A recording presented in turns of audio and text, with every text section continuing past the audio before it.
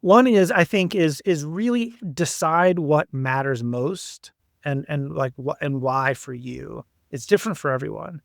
And, a lot of people I see that are starting out or that are, new entrepreneurs, they get caught up in a lot of the stuff that you hear, whether it's get to raise venture capital, that's really a big milestone. I want to go public one day, that's a big milestone, or I want to be on the cover of Time magazine or whatever it is that's your thing. Like, if that's really your thing, great. But it's those things don't always happen.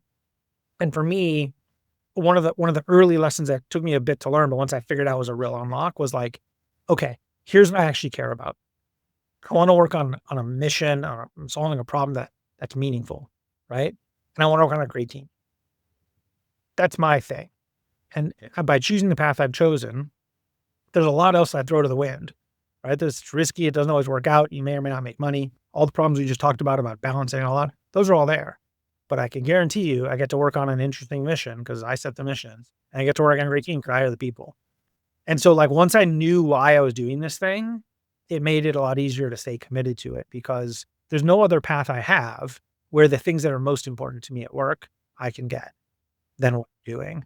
And so that was a real insight. I think the second thing I'll say is just as we started to grow and scale, some of the stuff we talked about earlier, that was hard to learn of like, how do you really make space for other people? How do you really listen and get the benefit of their perspectives?